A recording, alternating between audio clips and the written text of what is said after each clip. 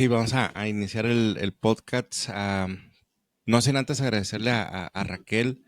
Raquel, gracias por estar presente, gracias por aceptar la invitación al podcast y la verdad es que bien honrado de tu tiempo, de que hayas aceptado la invitación. ¿Cómo te va?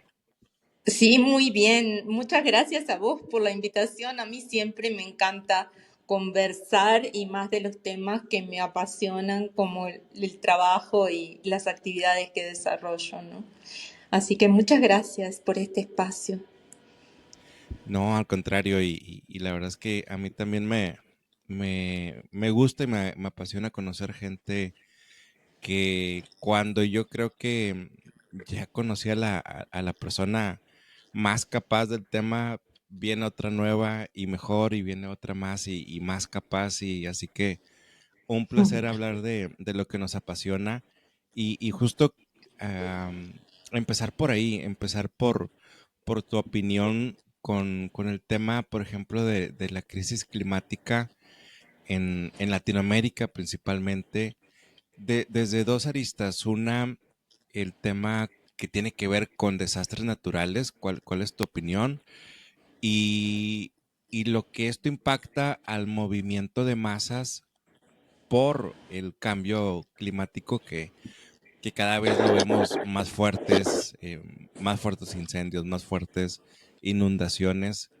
Tú que tienes vasta experiencia en esto, ¿cuál es tu opinión? Bueno, sí, este es un tema, por supuesto, amplísimo. Eh, Siempre cada uno ve las cosas desde cierto lugar, desde cierta experiencia, desde cierta formación.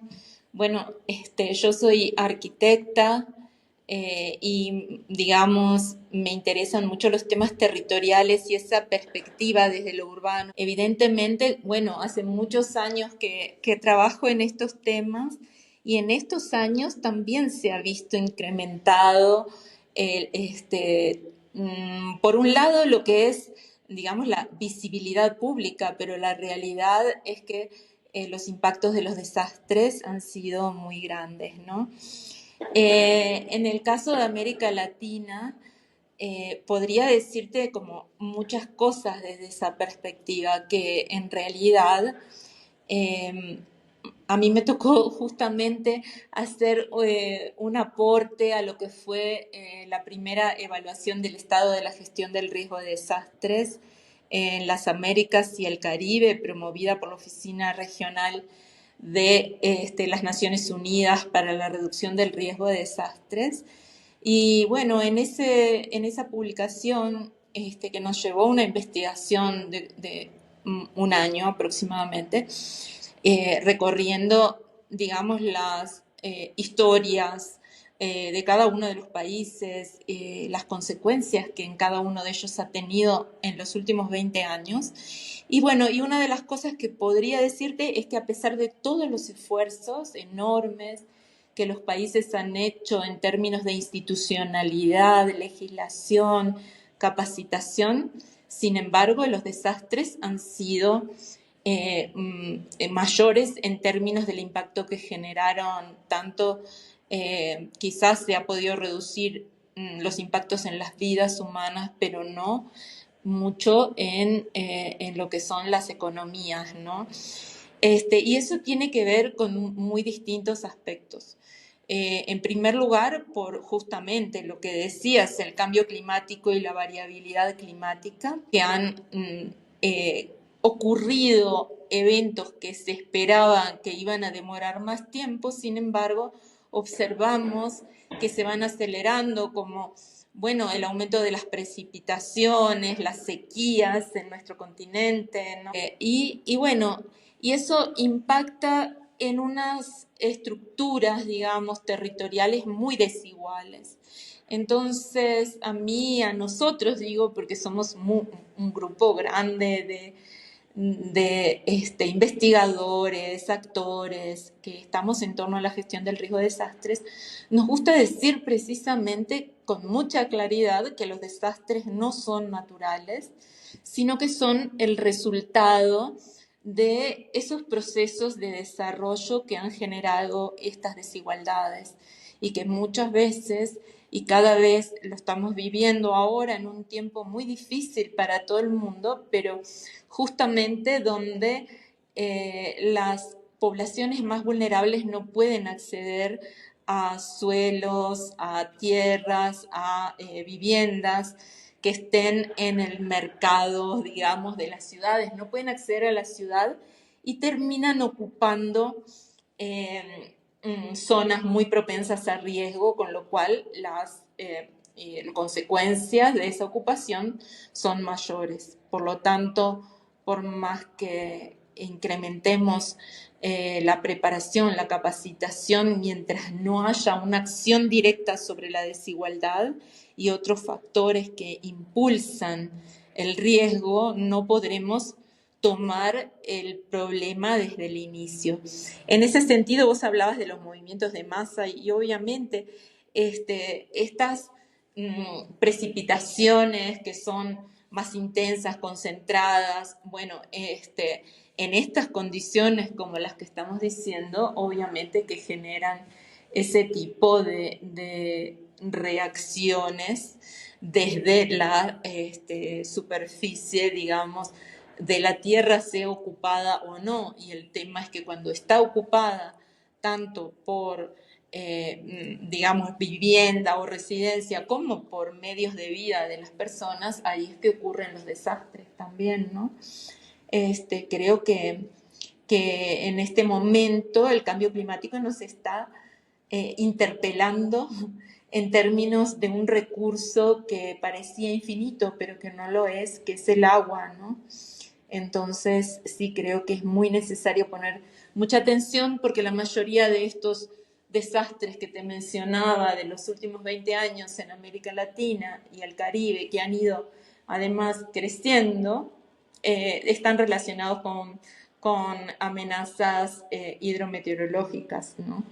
Entonces, bueno, hay una relación bastante importante y directa con los temas del cambio climático. Sin duda.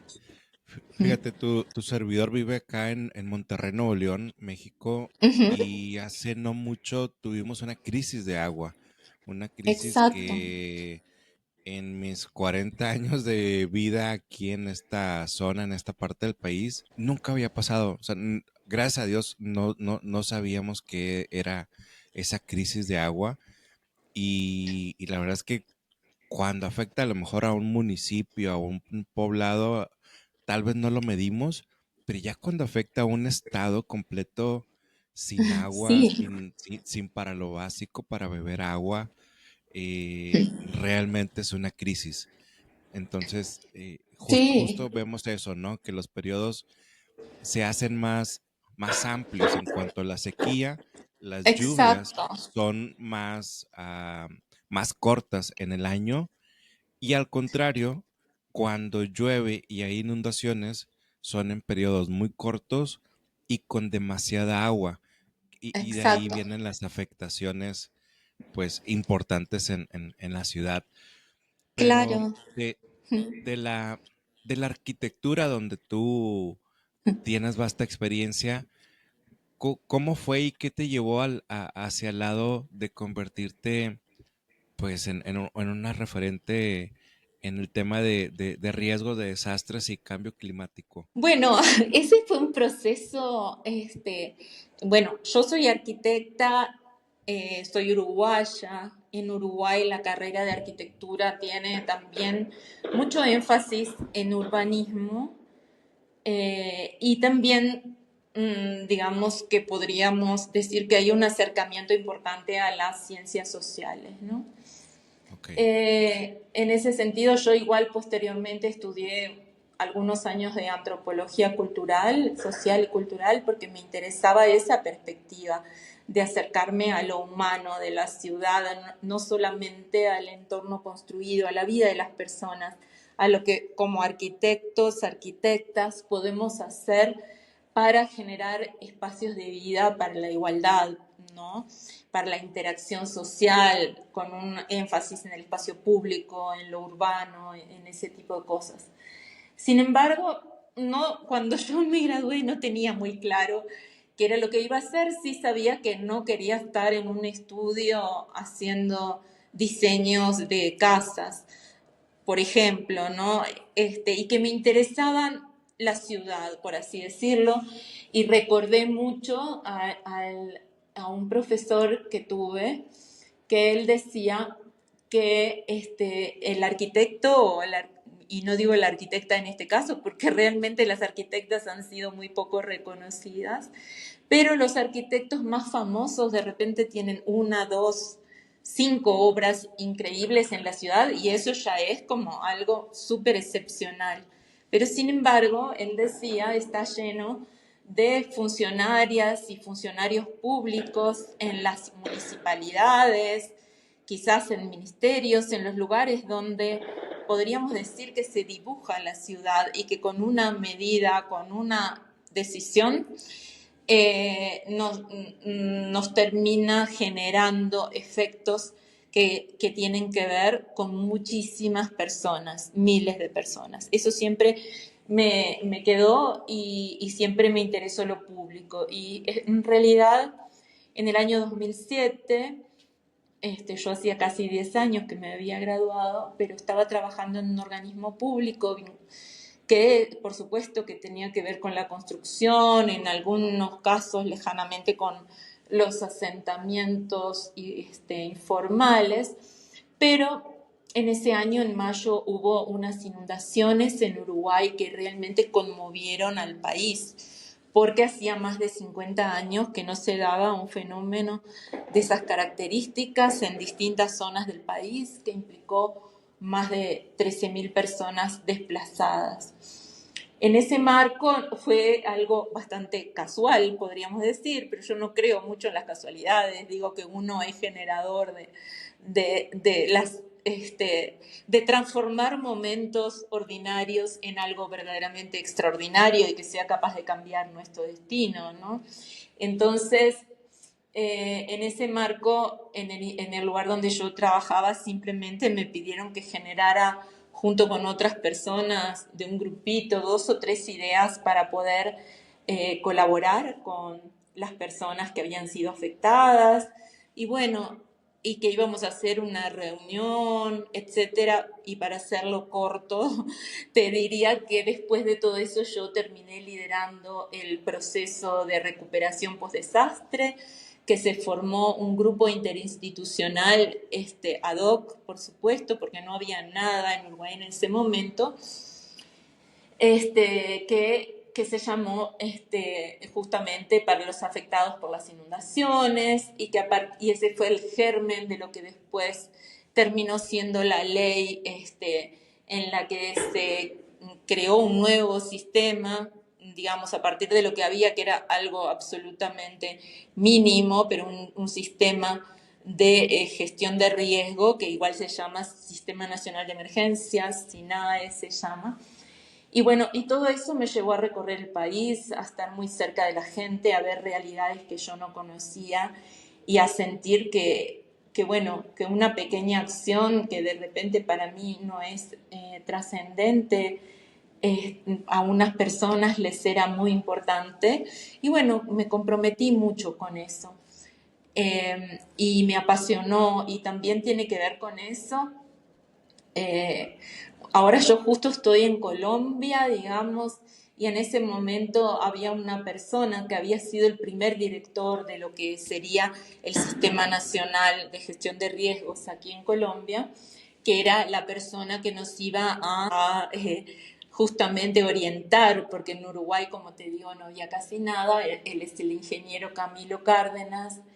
Y bueno, y creo que fue una persona que fue muy inspiradora, que me enseñó muchísimo y que él me decía justamente que este es un camino sin regreso porque es apasionante realmente y uno puede visualizar esos pequeños cambios, como te digo, de forma muy directa en el contacto con las personas. Y a partir de eso, siempre seguí trabajando ese tema, a pesar de que, bueno, tuve algunas responsabilidades posteriores.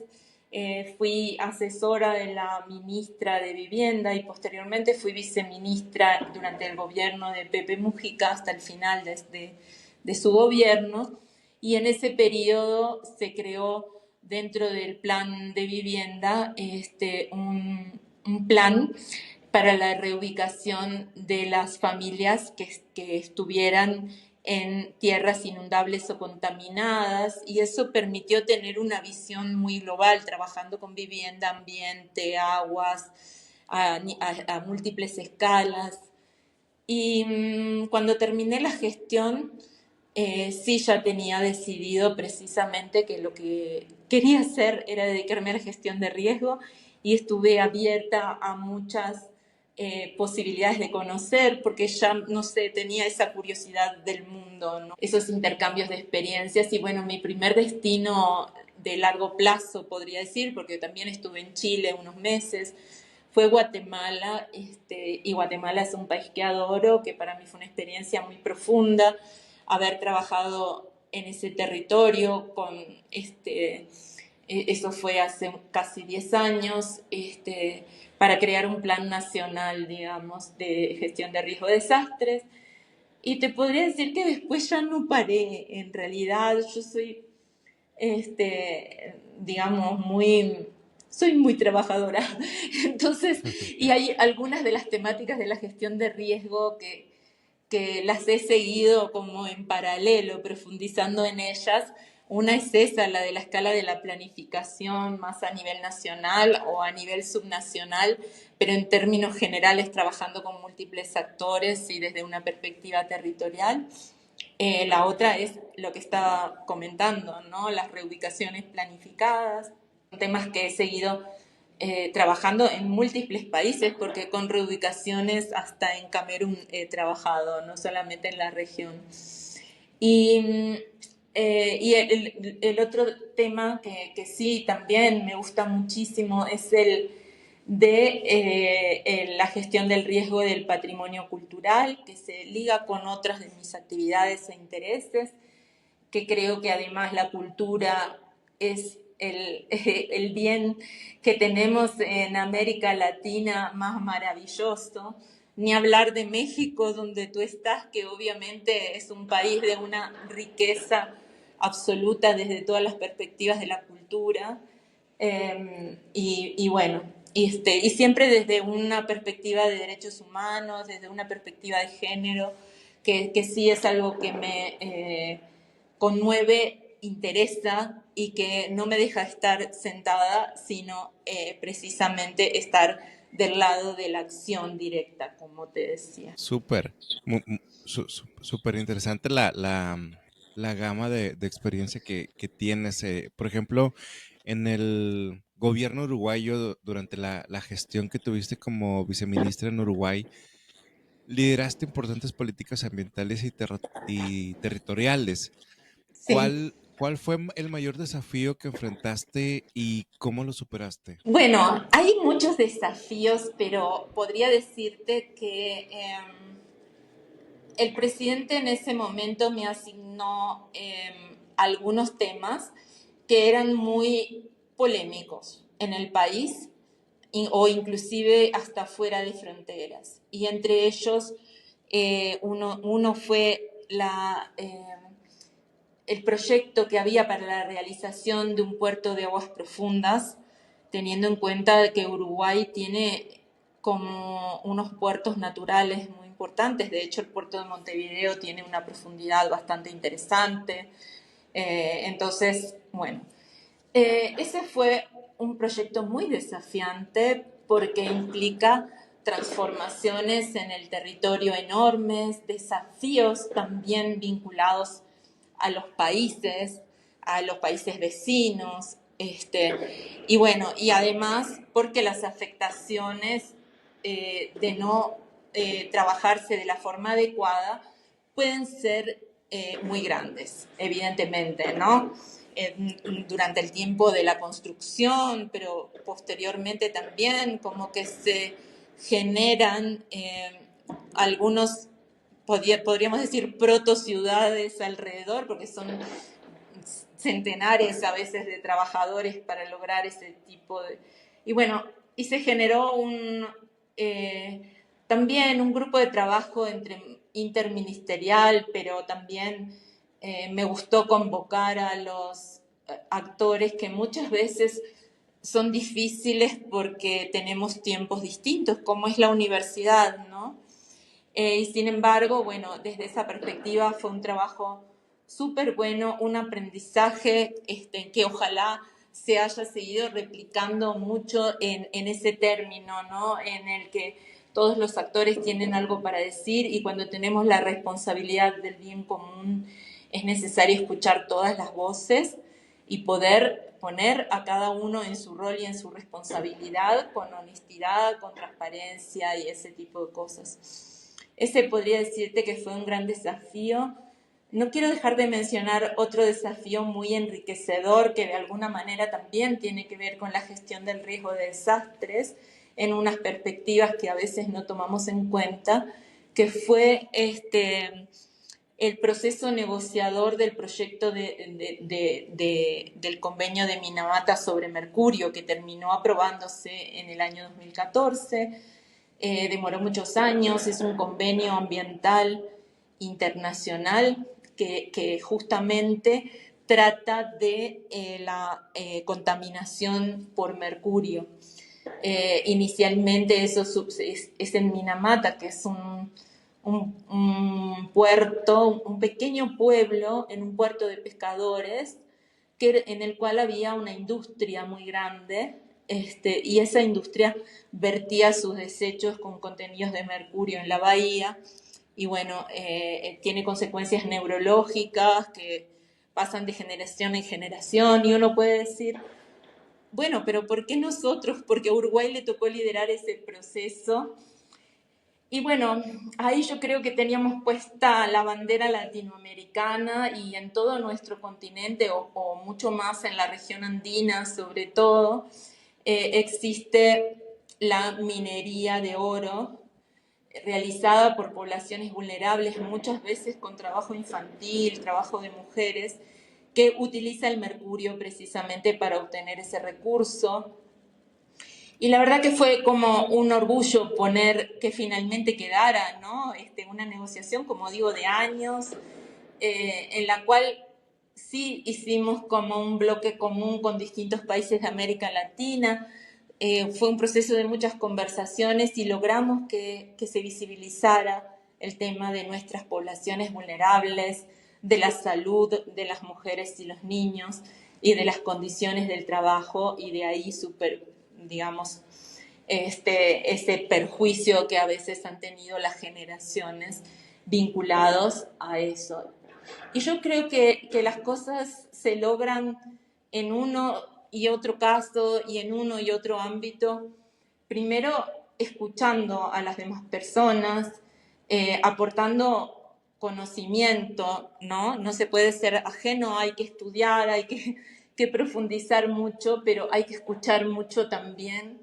Y bueno, y escuchándonos, eh, y, y como digo, a través de planteos realistas, honestos y que reflejen, como digo, las condiciones que hacen al bien común de nuestra población, es posible generar lazos que permitan desarrollar proyectos entendidos de esa manera, ¿no? Como región, como país, como sea, ¿no? Donde lo que importa es la calidad de vida de las personas. A veces uno de los proyectos por los que mucho trabaja no saca un rédito porque sabemos que hay procesos que demoran mucho tiempo, pero eso es lo que debe estar en un segundo plano, no son cosas personales, sino tienen que ver con nuestros países, ¿no? Cuando hablamos de proyectos como estos que te estoy diciendo, el convenio de Minamata sobre mercurio se implementó, pero todavía quedan décadas para eso. Entonces ya no importa quién o cómo, sino que eso está. Los procesos que tienen que ver con el ordenamiento territorial, lo mismo, ¿no? Son procesos a 50 años, no son que son revisables, que lo que sea, pero en sus grandes líneas a nivel país tienen que ser de acuerdos generales, que no quiere decir que sean, digamos, zonas grises, no, yo creo que hay que ser muy claro, explícito, digamos, decir a dónde queremos ir con esto, y bueno, y hablar, como digo, desde una posición de escucha también y de intercambio, pero con claridad para alcanzar los acuerdos necesarios, ¿no? Y así es como entiendo yo que se resuelven las cosas. Claro. ¿Qué es lo que se tiene que hacer para que tengamos menos impactos en los desastres naturales o los desastres que nos atacan nuestras comunidades? Porque generalmente los desastres los atiende Protección Civil en su mayoría en Ujú. Latinoamérica. Sin embargo, Protección Civil, guardando excepciones, es más reactivo que preventivo.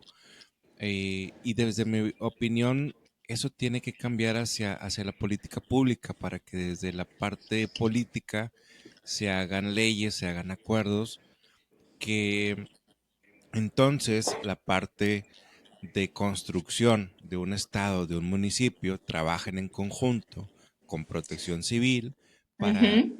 liberar o no permisos de construcción de alguna escuela que está en una zona de riesgo, de algún kinder que a lo mejor está muy cerca de una gasolinera, de alguna comunidad que está en riesgo por incendio forestal, por poner un ejemplo. Sí, Y ahí es donde yo creo que es el siguiente paso en el camino, insisto.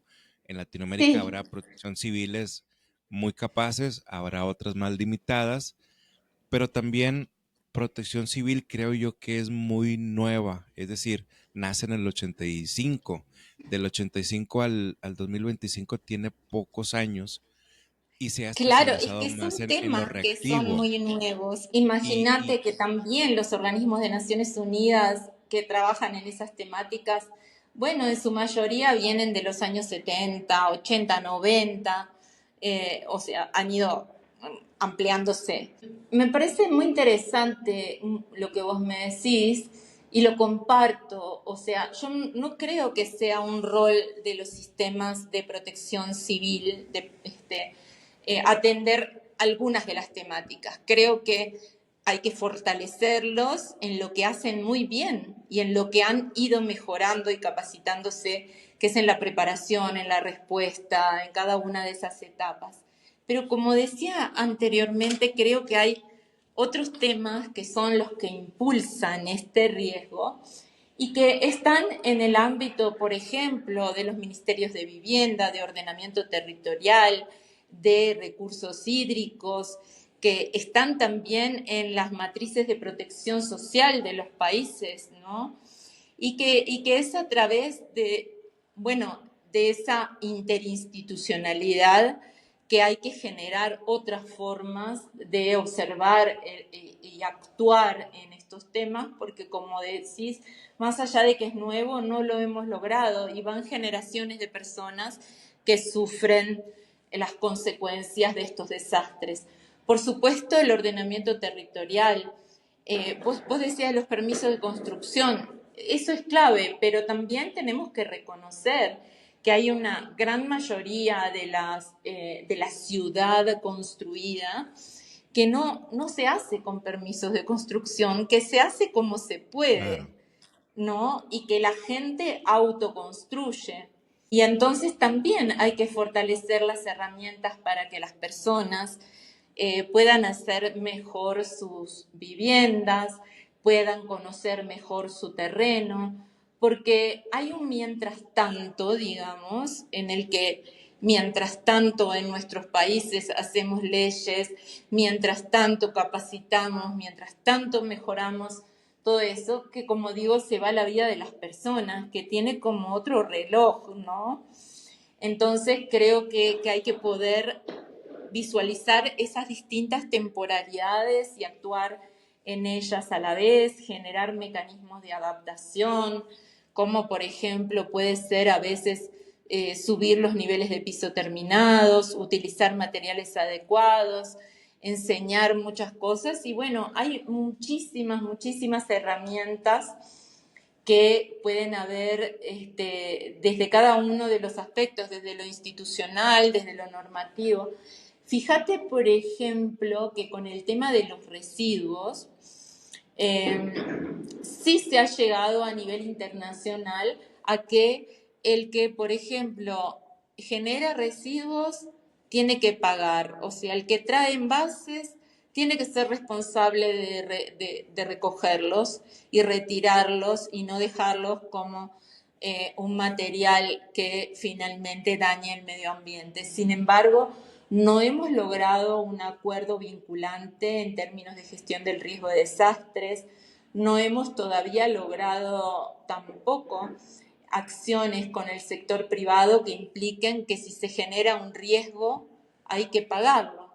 Y ese riesgo, bueno, tú decías, puede ser una fábrica al lado de un kinder, puede ser a veces la mala gestión o no de cierto tipo de materiales.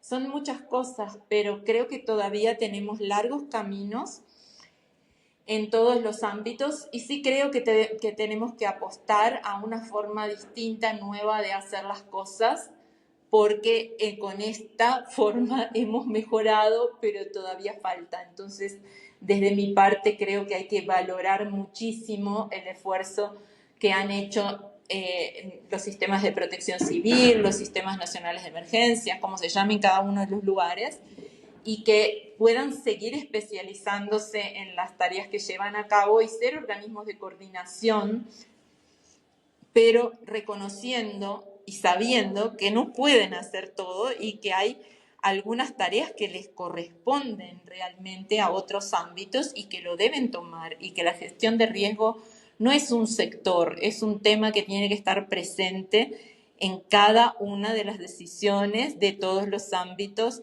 de los gobiernos nacionales, municipales y en cada una de las escalas donde eso se exprese, ¿verdad? Fíjate, yo tengo una comparativa muy Sí, personal de, de por qué en algunas cosas, digo, Monterrey aquí en México está muy cerquita de Estados Unidos sí. y en algunas cosas como conceptos sumamente básicos como un curso de primeros auxilios, un curso de Ujú, prevención de incendios, un curso sí. de cómo atender una respuesta a emergencia, Ajá, entre un niño americano y un niño mexicano, la diferencia que yo he sí. encontrado es que al niño americano se lo enseñan a los 5 años Ujú, y al individuo mexicano se lo enseñan hasta que está a nivel industrial, a nivel adulto, y lo tiene que hacer por obligación. ¿A qué voy con esto? Yo creo que todo este cambio, si bien a corto, mediano plazo se tiene que atender con política pública, con los adultos, con estar ahí en el lugar, creo que a largo plazo tenemos que apostarle hacia la nueva generación, hacia los niños, hacia los adolescentes, hacia los que están en universidad, que ellos son los que van a estar el día de mañana a cargo de una empresa, de un organismo, de política pública tal vez. Y a esa nueva generación creo que hay que apostar también en formarla de mejor forma con todos estos temas. sí, por supuesto. Yo creo que la educación es fundamental y por eso te decía que la gestión de riesgo no es un sector, sino que tiene que estar en todos y cada uno de los ámbitos y por supuesto entre ellos la educación.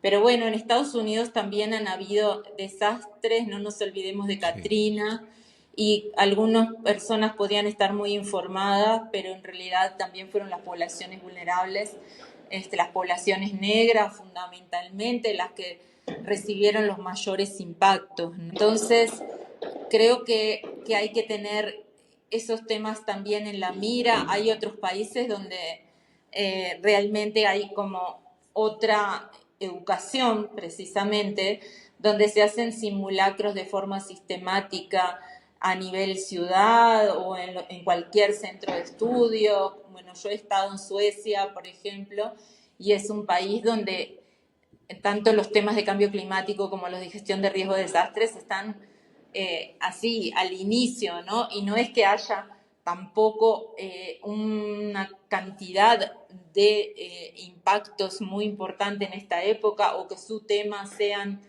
la actividad sísmica o que su tema, no, bueno, hay muchos temas, pero sí está incluido en todos los ámbitos de la educación, gestión, de la educación ciudadana y como digo, se hacen continuamente actividades de simulacros que son ejemplares. Creo que en realidad también podemos pensar en Japón, donde ocurren y han ocurrido muchos desastres y por eso mismo los convenios internacionales vinculados a este tema han sido suscritos en Japón, pero ellos tienen, bueno, como una revisión de las cosas, una forma de aprendizaje y bueno, y justamente donde valoran mucho los conocimientos de las personas adultas mayores, los saberes que conllevan, pero en la interacción con los niños, ¿no? Y eso me parece también algo lindísimo. Creo que tenemos muchos, muchos lugares de donde aprender cosas y no se trata de replicarlas, sino de adaptarlas al contexto latinoamericano, que tampoco es homogéneo, ¿no? Pero donde hay algunas características que en mayor o medida se mantienen, como lo que hablábamos antes de la población que vive en asentamientos informales, que por supuesto que hay países donde alcanzan números bastante importantes. Pensemos en El Salvador, por ejemplo, el 60% de la población urbana vive en asentamientos informales. Bueno, ahí tenemos que poner ese foco, por supuesto, ellos tendrán algunas políticas para tratar este tema, pero bueno, hay países como Jamaica, no hablemos de Haití, que realmente están en unas condiciones muy tremendas desde todos los puntos de vista que atañen a la vida humana. Yo, como digo, puedo decir que en Uruguay el nivel de desigualdad quizás es menor, pero también hay grandes desafíos. El 95% de la población es urbana, vive en ciudades, ¿no? Y bueno, y eso implica también diversos desafíos. Entonces sí creo que cada uno también, así como miramos hacia otros lados, también tenemos mucho para dar de cada uno de los países, ¿no? Con esa historia tan rica, como digo, que tiene México, por ejemplo, la cantidad de saberes ancestrales vinculados a la adaptación, bueno, son prácticas que hay que conocer, reconocer y readaptar en los términos de la vida contemporánea. Vos hablabas hoy un poco por ejemplo, la mayor precipitación concentrada en el tiempo, pero pensemos qué estamos haciendo en nuestras ciudades, impermeabilizando todo el terreno, no dejando respirar, no dejando que la tierra absorba el agua y por lo tanto generando desafíos a los drenajes y a cada una de las infraestructuras que son enormes, ¿no?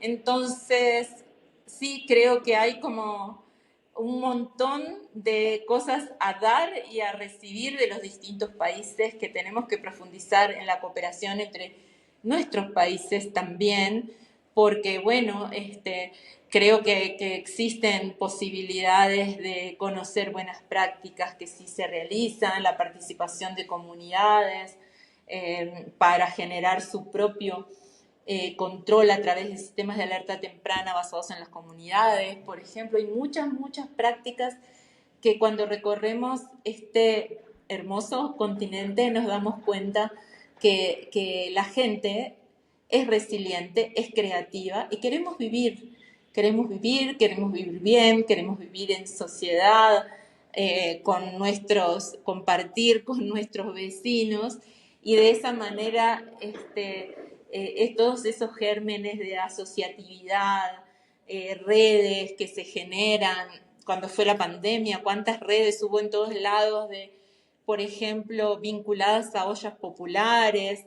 Hay, no sé, muchísimas oportunidades de poder desarrollar proyectos basados en lo que somos y mirando, sí, a todo el mundo, digamos, porque tenemos esa oportunidad y bueno, adaptando, como digo, adaptando, creando, innovando.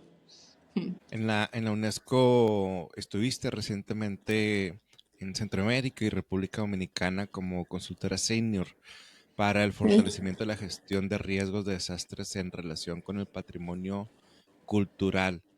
Háblame un Sí, poquito sobre el tema de riesgo de desastres asociados al patrimonio cultural desde mi desconocimiento de este apartado, de este brazo de extensión de lo que sí. representa el patrimonio cultural para cada país.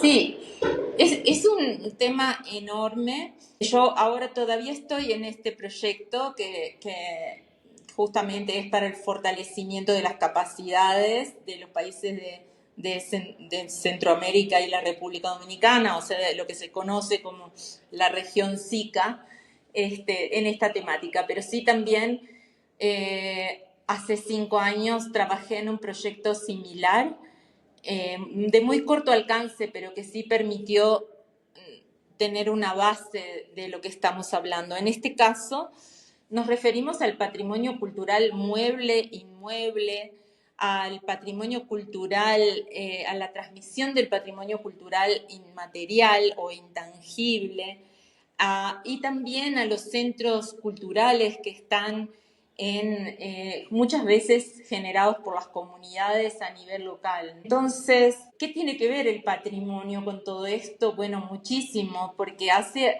recién yo estaba hablando de esta asociatividad y fíjate cómo se relaciona el patrimonio con las identidades, por ejemplo, con la pertenencia, ¿no?, a un territorio. Hay una palabra muy latinoamericana que es el arraigo, por ejemplo, que la mencionan todas las poblaciones que tienen que desplazarse hacia otros lugares.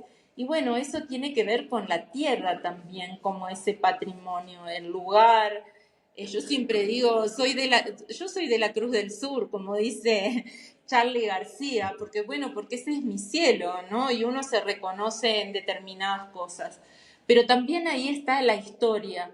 Y bueno, cuando se pierde esa historia por las mismas cosas que estamos diciendo ahora, ¿no? Porque evidentemente las construcciones fueron de otros momentos históricos donde no se sabía mucho del cambio climático, donde, digamos, todo fue cambiando, ¿no? Hablo de las construcciones, pero imagínate el patrimonio documental, por ejemplo, los archivos, todos los documentos que tuvieron que ver con todos los procesos vinculados a el desarrollo de los distintos países de América. ¿Qué pasa si nos quedamos sin pasado? No creo que no podemos construir un presente ni un futuro, ¿no? Y ahí entonces también están las celebraciones, los rituales. Bueno, te decía, yo trabajé en Guatemala y a mí me encanta que en este momento veo un resurgimiento, un fortalecimiento de lo que es la cultura maya, donde hay expresiones como los tejidos, que en el caso de las tejedoras de San Juan Zacatepeques, por ejemplo, ellas hace bastante tiempo que crearon como una organización para defender sus tejidos, porque estaban siendo apropiados para un uso que desconocía las funciones que tenía cada una de estas prendas o objetos o adornos o lo que fuera, para una comercialización, pero como te digo, sin referencia, sin pasado, ¿no? Para la gestión de riesgo todo eso tiene múltiples perspectivas.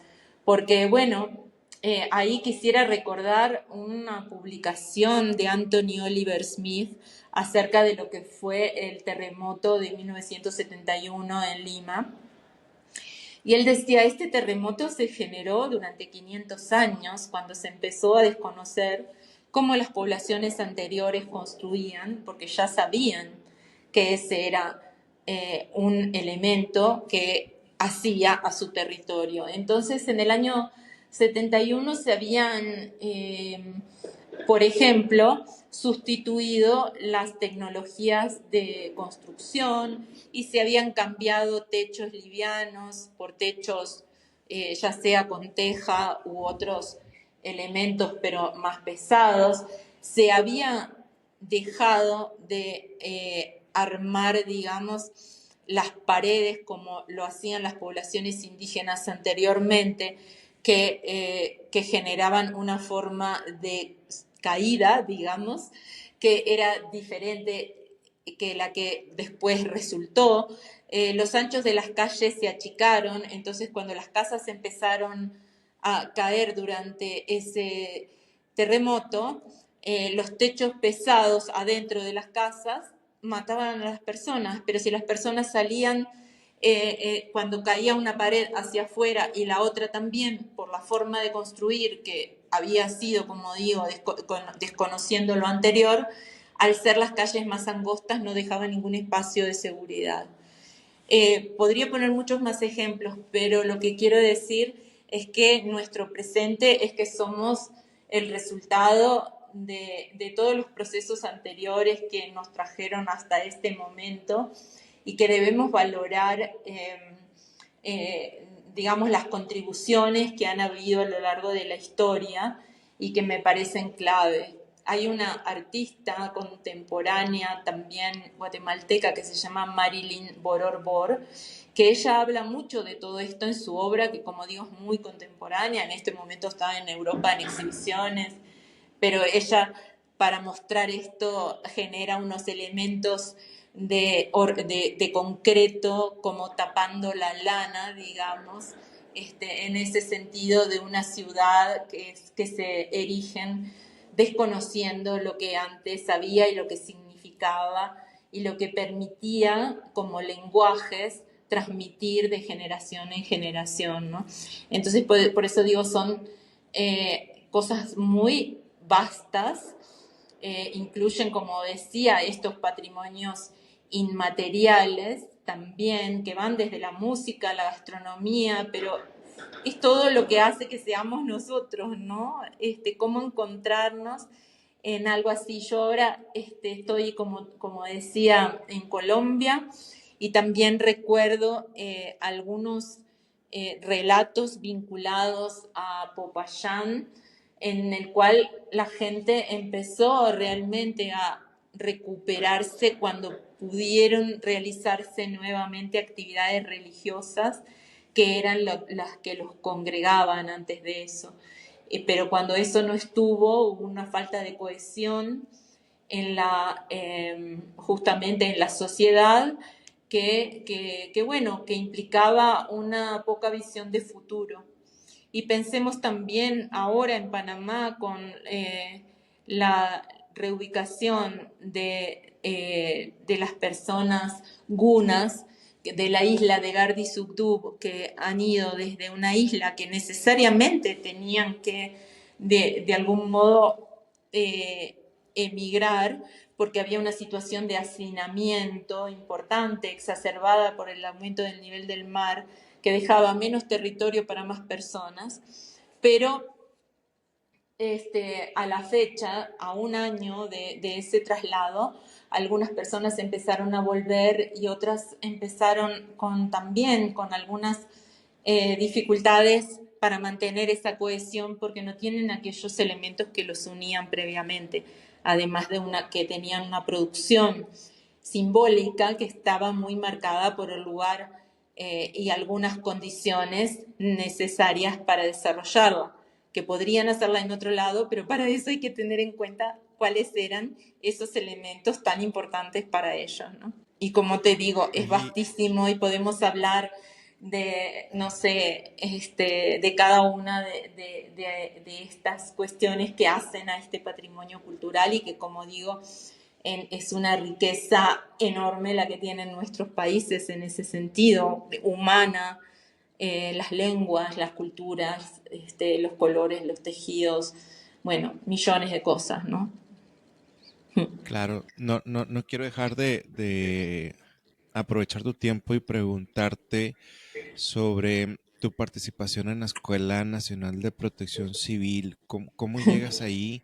Estás participando en un doctorado, pero más allá de participar ahí, me parece que es un caso de estudio bien interesante Chiapas. Es decir, está creciendo mucho en cuanto a protección civil, en cuanto a infraestructura, en cuanto a cómo los desastres o la comunicación la llevan de forma muy abierta y muy puntual y la comunidad lo recibe de forma Ujú. muy empática en los Sí. simulacros, está muy participativo. No sé cuál es la raíz, si tiene que ver también con la parte de arriba de quien está gobernando el estado, la interacción que tienen con su gente, con su comunidad, porque pues ha crecido mucho en ese tema, en la prevención y en el trabajar en equipo con la comunidad. Sí, digamos, yo desconozco un poco los factores más coyunturales. Sí te puedo decir que yo durante 3 años he dado un curso acerca de la perspectiva de género en la gestión del riesgo de desastres en el doctorado de la Escuela Nacional de Protección Civil en el campus de Chiapas. Digamos, mi participación allí tuvo que ver con una recomendación de alguien para que me contactaran, pero bueno, también tengo contacto con muchas universidades de la región y he dado charlas en muchas universidades de la región. Yo diría que la Escuela Nacional de Protección Civil y particularmente su campus de Chiapas es precisamente, sí, una no buena práctica, sino una excelente práctica. Claro, Han convocado a personas especialistas de muchas partes. No es que todos los docentes son mexicanos, sino que hay de muchos lados y también veo que hay estudiantes de muchos lados y que además muchas de esas personas que están haciendo el doctorado tienen cargos de responsabilidad importantes en sus estados de México o en sus países, ¿no? Yo allí tuve entre los y las estudiantes algunos de Angola, por ejemplo, ¿no? Para ok, que veas cuán lejos llega la Escuela Nacional de Protección Civil. Y creo que es una escuela de excelencia, digamos. Y yo quiero aclarar esto porque siempre digo, yo no soy doctora ni nunca pensé tener una carrera académica porque a mí me gusta hacer, gestión, como decimos, acción y me gusta eso. Sin embargo, en los últimos años, por distintas razones, ha habido interés, como digo, de muchos espacios educativos, universidades, para que pudiera integrarme a algún proceso educativo en forma circunstancial o más larga, como es en el caso de la Escuela de Protección Civil de Chiapas.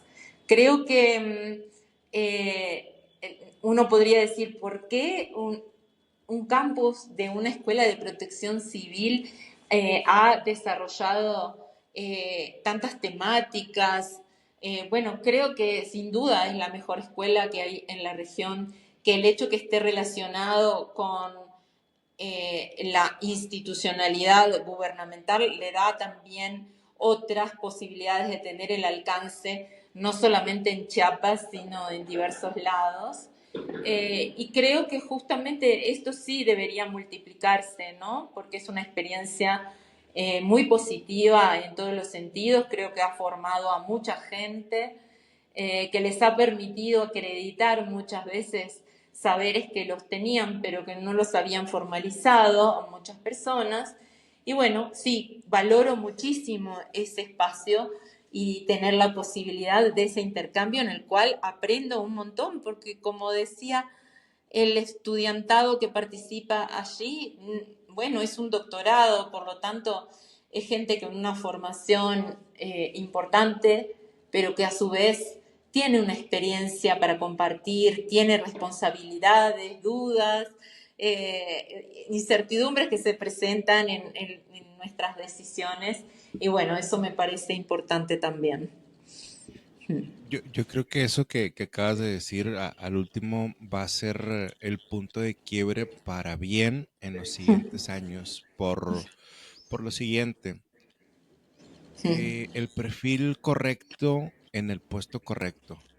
A Exacto, veces las personas quien administran los riesgos en el pasado reciente tal vez no era el mejor, tal vez no era el mejor perfil, pero a través de esta formación, a través de esta docencia, obviamente quienes van a llegar en un futuro cercano a esos puestos van a tener mejor conocimiento y van a aplicar de una mejor manera la prevención en los desastres, no solo claro, la forma reactiva y el post, sino también la parte preventiva.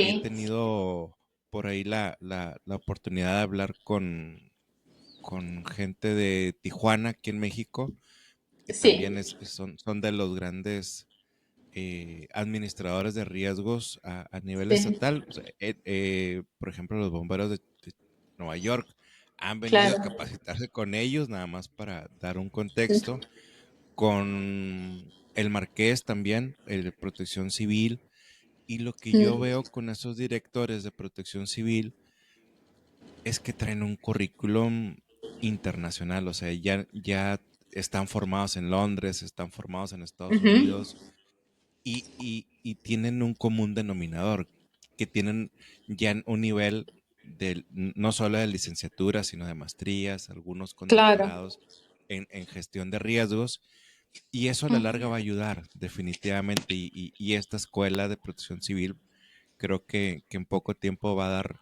buenos resultados, muy buenos alumnos que van a llegar hacia allá. totalmente. Para, para alguna chica o chico que le apasione también estos temas, que le pudieras dar un consejo sobre eh, dónde o qué camino seguir. Digo, obviamente, la información que me pasaste, tienes una formación increíble, pero a veces los jóvenes no tienen ese norte de qué seguir o a qué escuela meterse o a qué formación o a qué diplomados meterse. A Mm. esa chica joven que a lo mejor pudiera estar escuchando, ¿qué consejo le darías? Bueno, yo personalmente creo que todas las personas tenemos intereses y perfiles diferentes y que, como digo, la gestión del riesgo de desastres atraviesa todos los campos, con lo cual pueden estudiar lo que quieran teniendo esto en la cabeza, porque nos acerca mucho a otras y otros que hacen a nuestros espacios donde vivimos y convivimos, y que lo más importante precisamente es lograr que haya la mejor calidad de vida y la seguridad para todas y todos, ¿no? Y desde la perspectiva con la que yo entiendo que esto debe ser, creo que cuando hablamos de seguridad no es solamente la seguridad física, tiene que ver con la económica, la emocional, energética, el agua que decíamos. Entonces, sí, cada uno que haga lo que considere que está más cerca de su interés, pero que se acerque a la gestión del riesgo de desastres en estos lugares, como, bueno, tú decías, la Escuela Nacional de Protección Civil de Chiapas, pero bueno, lo importante creo, más que todo, es poder saber que cuando se incursiona en esta temática, uno está al lado de la gente, está al lado ya sea en los pensamientos o en la acción de campo, digamos, de las personas que más lo necesitan y que quienes más nos enriquecemos de esas experiencias somos nosotros mismos, ¿no? Pero saber estudiar, trabajar en colectivo, saber dónde estamos, por eso decía, saber de dónde venimos, y así podremos saber hacia dónde vamos en ese caso, ¿no? Entonces me parece, sí, muy... para mí es una experiencia que me ha cambiado la vida en muchos aspectos, en no dejar de percibir cómo otras personas en otras condiciones pueden estar viviendo momentos que de repente para nosotros no implican mayores riesgos, y sin embargo para personas que en esa trama, en esa telaraña de distintas dimensiones no las tienen cubiertas, sí, es un antes y un después, ¿no? A en esto de que a veces las cosas se ven de distintas maneras. Me gusta poner el ejemplo de un poeta argentino que se llama Juan Gelman, se llamaba porque Ok, él falleció hace tiempo, y él decía, un poema era una frase y decía, la lluvia es tan solo un hecho de agua. Y también encontré un poema de un uruguayo del norte del país y decía, la lluvia no es tan solo un hecho de agua. ¿Y quién tiene la razón? Los dos, ¿no? Porque depende de nuestra perspectiva. Entonces, a los jóvenes le diría, el cambio climático está presente, tenemos una situación histórico-territorial que va a implicar que nuestros países deban realizar muchas acciones. Ese tema tiene que estar siempre en nuestras cabezas, y ahí podemos ser creativos, podemos innovar, podemos hacerlo a través de la tecnología, a través de las ciencias sociales, a través de la arquitectura, la ingeniería, lo que sea. Pero sí tenemos después que conocer exactamente cuáles son las temáticas específicas de la gestión de riesgo para poder potenciar esos saberes en pro de nuestra gente. muy bien. Tres personas, Raquel, que te vengan a la cabeza que debo invitar a este podcast. Y no sé, a mí me parece, eh, me parece, me parecería interesante Natalia Silva. Natalia Ok, Silva es una ingeniera que fue como vicepresidenta de ONEMI en Chile, y estuvo encargada del área de gestión de riesgos en su sistema nacional. Me parece que es una persona que tiene la experiencia desde la acción del Estado, digamos, pero además desde su formación, como que tiene múltiples miradas, y me parece que puede hacer un aporte muy lindo. Ella se está planteando temas también muy interesantes. Me decís tres, pero no sé, porque hay muchas personas que sé que ya has invitado, que me parece que fueron, digamos, participaciones muy lindas. Lo que me comprometo ahora, pienso en ella, pero sí me comprometo a seguir pensando y enviarte algunas propuestas. Me gusta recomendar siempre gente más joven, no como yo, ok.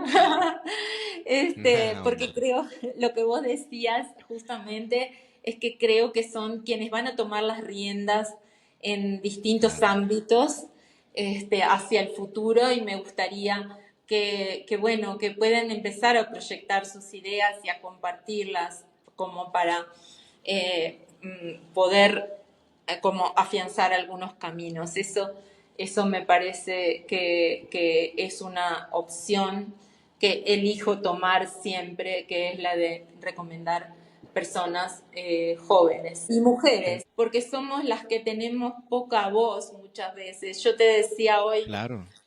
pensar cuántas arquitectas famosas conoces de México y vas a encontrar que son muchísimo menos que los arquitectos.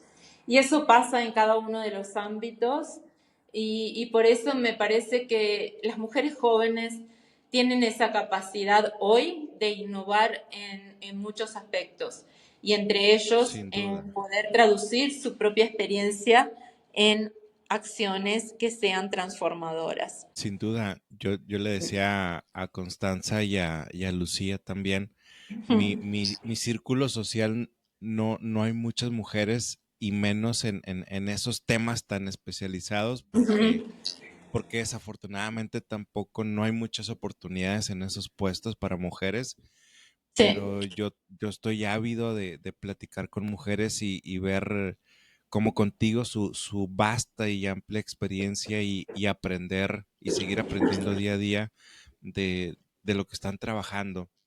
En Ujú. el contexto de tu experiencia y tu amplio trabajo, Mm. si quisiéramos mandarle un mensaje a toda la gente del mundo y que tú tuvieras la posibilidad de escribir una frase en el cielo para que cualquier persona lo pudiera leer, ¿qué mensaje le darías? ¿Qué escribirías?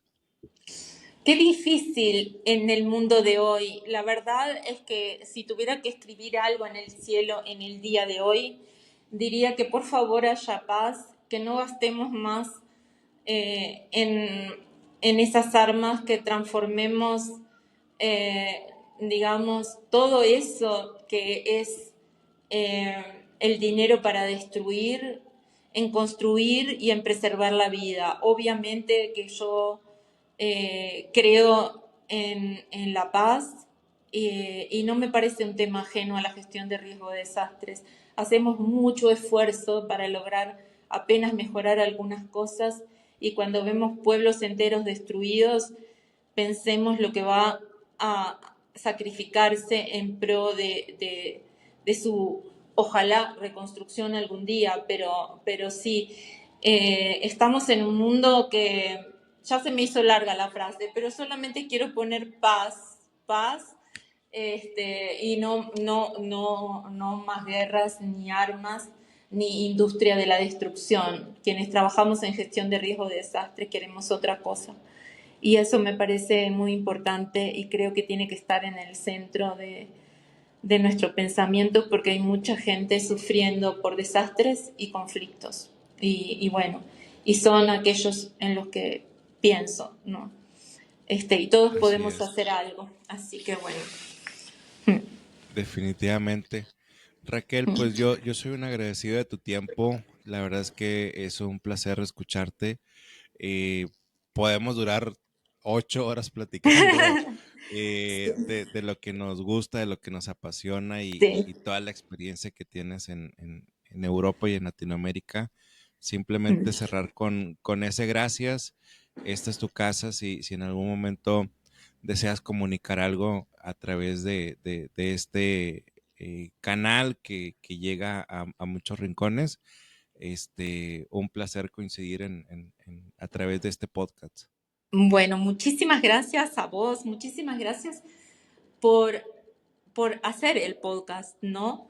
Y por invitar a distintas personas, bueno, a Constanza, que fue quien te orientó hacia mí, pero a mí lo que me interesa, como digo, es poder poner a través de lo que nosotros podemos hacer la voz de muchas personas que está lejos de poder comunicar sus experiencias de vida, ¿no?